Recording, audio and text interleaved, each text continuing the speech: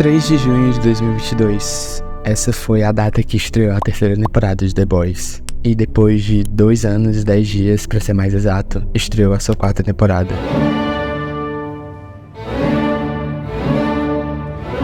Agora, em 13 de junho. 2 anos de muita espera. Ou não, já que essa demora faz certamente todo mundo esquecer de como terminou a temporada passada. E, obviamente, todo o resto. Eu assisti no primeiro episódio da 4ª, não lembrava de absolutamente nada.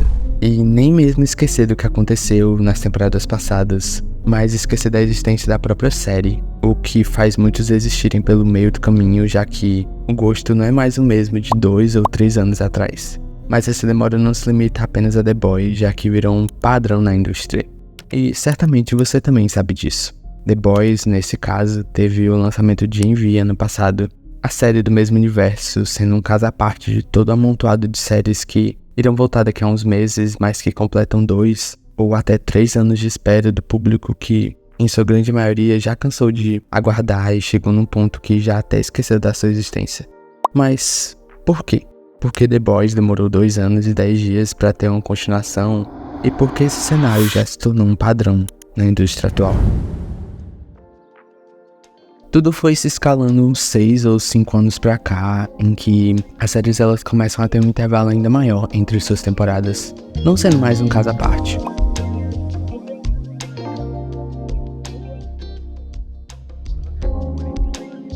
The Boys, por exemplo, começou sua primeira temporada lá em julho de 2019, com o retorno da segunda já no ano posterior, em setembro de 2020. Mas as coisas foram mudando, já que a terceira só veio lá em junho de 2022, como eu disse lá no começo do vídeo.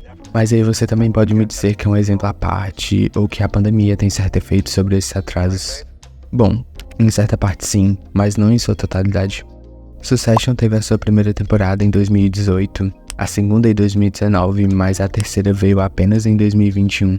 Rick and Morty, uma série de animação, segue desde seu início, em 2013, com um intervalo de 1,5 a 2 anos entre temporadas. The Last of Us, que só retorna no começo de 2025, 2 anos depois de sua estreia. Euphoria tá desde o início de 2022, sem previsão de nova temporada até 2025.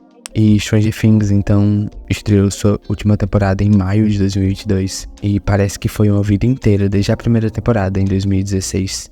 E não são apenas essas. Loki, que eu assisti em 2021, só teve a segunda temporada no final de 2023. Arcane, que teve sua primeira temporada em novembro de 2021, a segunda vai estrear em outubro deste ano, quase 3 anos depois. E nem apenas lá fora, mas nas séries brasileiras, por exemplo, Cidade Invisível e Bom Dia Verônica, também sofreram longos intervalos com lançamentos que parecem apenas para finalizar essa trama logo. E eu poderia continuar citando várias e várias séries, mas por que esse problema no fim de tudo? A pandemia acelerou essa mudança, mas a tendência já estava se firmando desde muito antes.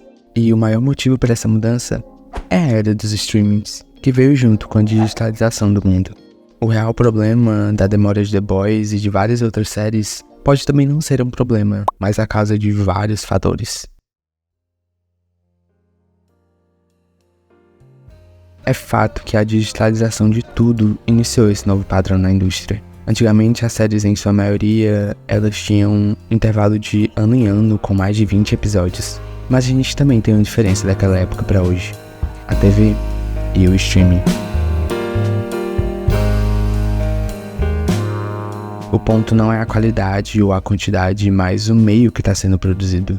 Breaking Bad teve suas temporadas lançadas anualmente com 3 episódios e só a primeira tendo 7, e depois a última com 16. Você poderia culpar parte desses atrasos pelos efeitos visuais ou custo de produção, mas o Amazon gastou $1 bilhão com Anéis de Poder, séries com padrões de roteiro mais rígidos, com períodos de escrita mais longos, ou os padrões de qualidade são muito maiores agora. Claro, algumas coisas são verdade, outras apenas questionam a qualidade das produções antigas. Obviamente, o avanço da tecnologia não faz as coisas serem mais rápidas como antigamente, mesmo que produções antigas tivessem sido editadas manualmente, levando meses. A tecnologia faz não se tornar mais simples, mas mais complexo, não se tornando mais fácil, mas com maior liberdade. E quando se tem mais liberdade, As opções de criação são vastas e a gente começa a perceber diversas produções trazendo ideias e tecnologias avançadas para as séries, aumentando, obviamente, a linha de criatividade e a competição dos estúdios. A tecnologia, junto com o streaming, mudou a forma de consumo das pessoas. Agora, a gente tem muito mais séries do que nunca, já que não é preciso passar na TV episódio por episódio. Tá ali um catálogo vasto de opções e certamente você vai clicar na série que for melhor para você. É uma competição sem igual. Quando era apenas a TV, tal série não tinha a pressão exaustiva de ser a melhor. Não é como se eu não tivesse competição. Claro, a audiência existiu e sempre vai existir. Mas se eu não gosto hoje de uma série, eu posso a qualquer momento ir assistir outra, diferentemente da TV. Isso significa que todo mundo tá usando toda a tecnologia incrível para fazer séries completamente fora do possível. E tem tantos serviços agora competindo entre si, e dentro de cada um também tem outra competição. A de quem vai garantir seu clique.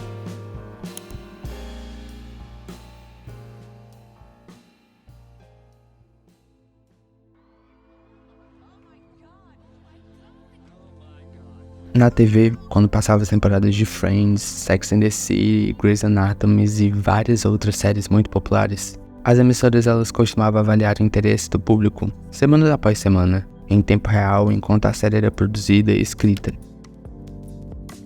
As séries então elas tinham que ter 18 a 22 episódios para poder cobrir um ano. Eles estariam filmando episódios conforme a temporada fosse ao ar. Então, enquanto o episódio 3 é transmitido, eles estão ocupados filmando o episódio 6 e escrevendo o episódio 10. Então, no final da temporada, eles já tinham alguma ideia se o programa seria ou não retornado e os roteiristas poderiam continuar a próxima. É assim que a TV funciona até hoje, com cronogramas e uma programação na qual tudo tem que se encaixar perfeitamente. A maioria das séries do serviço de streaming, como do Prime, com The Boys, por exemplo, funciona mais como uma longometragem. Eles escrevem a temporada inteira, filmam, editam, e depois dos efeitos visuais e todos os outros aspectos da pós-produção, a série é preparada para cada país, o que geralmente leva de 1 a 3 meses, já que junto se tem a dublagem. E então é lançado de uma vez para todo mundo. Pegando o Prime, então, ela observa como o programa se sai ao longo do tempo, geralmente um mês ou mais antes de determinar se o programa vai ter ou não uma continuação. Então, começa novamente todo o ciclo. Depois disso, você tem que escrever e fazer a série, o que pode levar de 6 a 12 meses. E depois a pós-produção, que se tornou ainda mais competitiva hoje em dia. Ao mesmo tempo, enquanto aumenta essa qualidade, também dá cada vez menos produto e cobra o máximo para dar o mínimo. Esse é o objetivo dos streamings. E além disso, as séries podem ter um episódio de 47 minutos, o próximo de 20 e o próximo de 38. Os escritores, eles têm muito mais liberdade. Agora, imagina filmar uma temporada de uma só vez. Um único filme de 2 horas, ele pode levar meses para ser filmado. Então imagina uma temporada de uma série que seja como The Boys, com 8 episódios de 1 hora de duração. É realmente muito tempo. 2 anos agora é a regra para séries de streaming, não há exceção. E todos esses fatores levam para o motivo principal.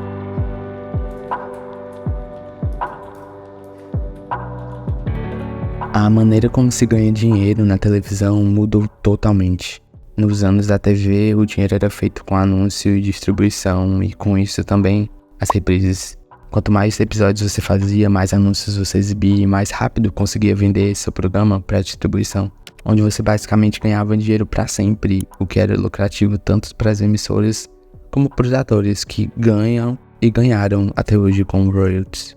Diferentemente da era do streaming, eles recebem seu dinheiro uma vez por mês, com base no conteúdo que eles possuem, mas também na promessa de que as séries que são as suas favoritas vão retornar em breve, mesmo que não seja nesse mesmo ano.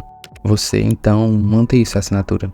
Alguém que assinou a Netflix para assistir Stranger Things, por exemplo, paga a mesma quantia por 34 episódios nos últimos 8 anos. Eles não precisam fazer 22 episódios por ano para manter sua assinatura. Então por que deveriam gastar todo esse dinheiro fazendo mais episódios? E tá dando certo, então por que mudar? É o que dá bom pra esse meio e no fim, você tem qualidade e lucro juntos. É difícil pra quem sempre teve um certo conforto em saber que a sua série favorita sempre vai retornar todo ano. mas a gente só deve se acostumar com essa realidade onde novas temporadas sejam tratadas como sequências de um filme, chegando a cada 2 ou 3 anos e se tornando grandes eventos quando estreiam, como The Boys, nesse caso, que segue fazendo sucesso e se tornando a produção mais comentada atualmente. Se você chegou até aqui, obrigado por assistir. Esse é o Retratando.